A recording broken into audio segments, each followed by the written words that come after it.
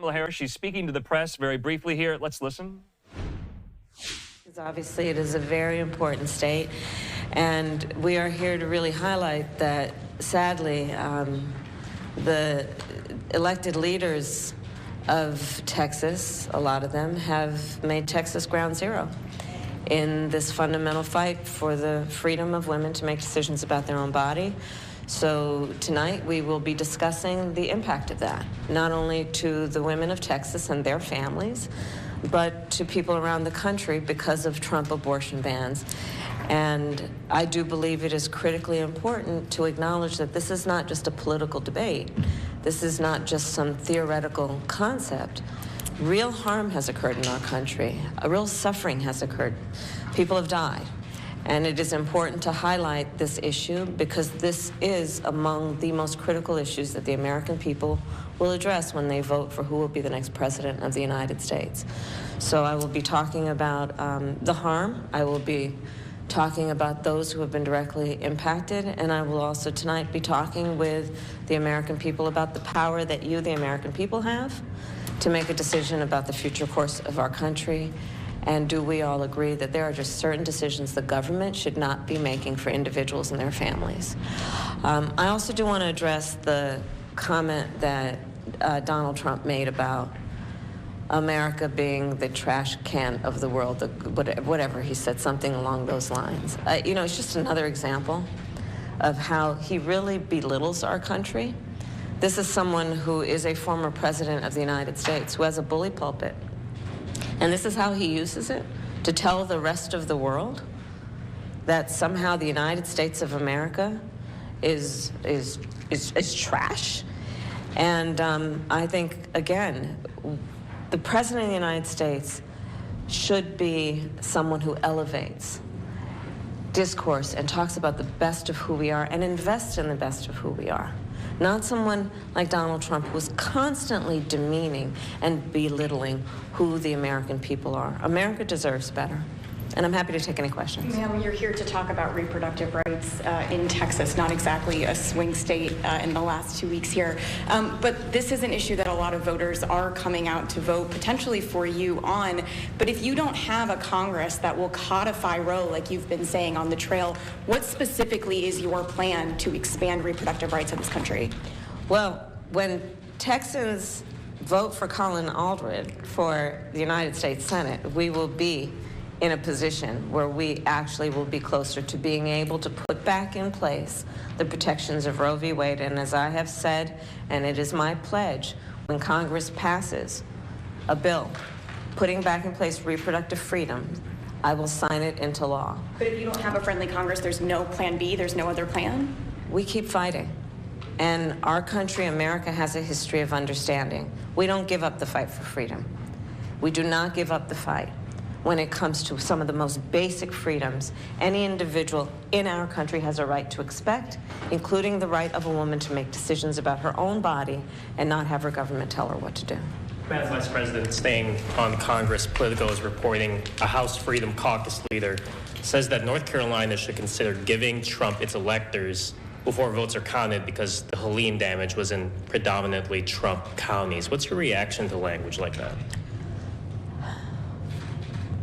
America deserves to have leaders who respect the importance of one of the pillars and foundations of our democracy, which is free and fair elections, and that they are not manipulated by elected leaders for the sake of their own political future or their own political strategy for how they themselves want to succeed. This has to be about what's in the best interest of the American people.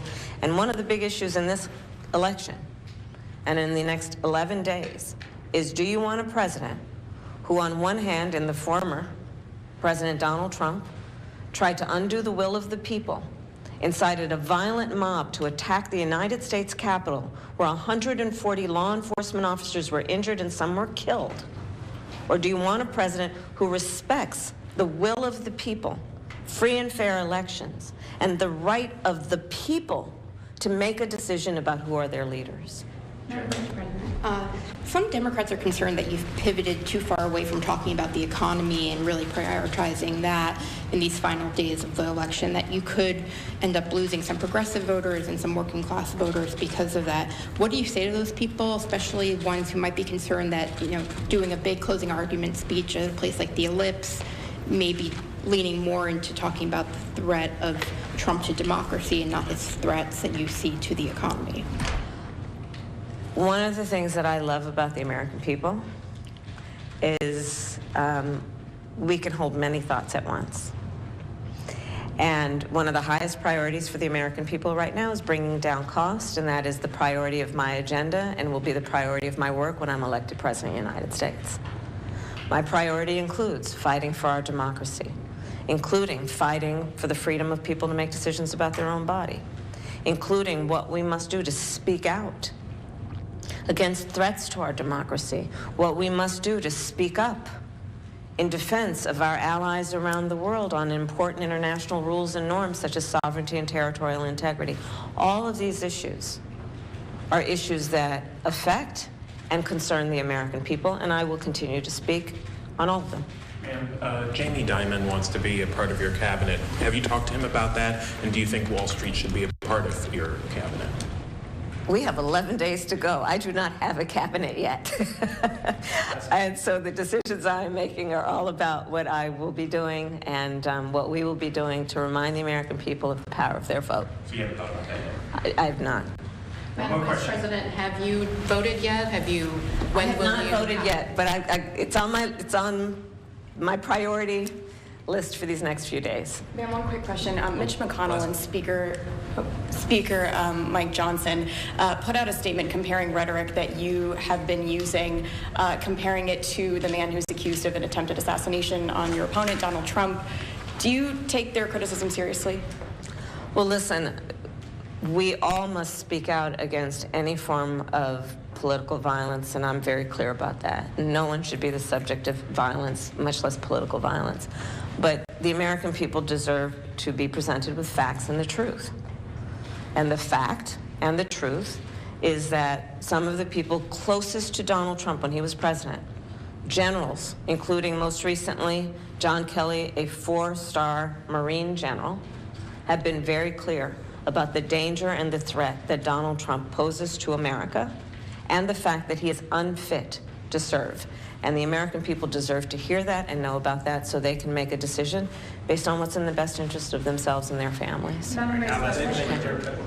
We talked to a lot of voters, some who are undecided, and while they are turned away from Donald Trump, they also have told us that they felt like they haven't heard enough of your policies specifically. Do you feel that in your messaging in these final days of the election, you're striking the right balance against Trump and talking about the specifics of your own policy enough?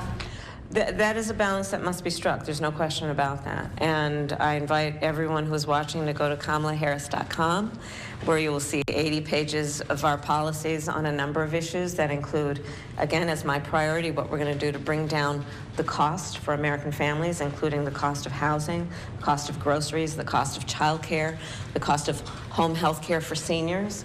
And I will continue to talk about also what we must do to understand the threat that Donald Trump poses to our democracy and our future and our security. You ready for Beyonce? Thank you all. Thank you. Ma'am, you ready for Beyonce? More to follow. Thank you.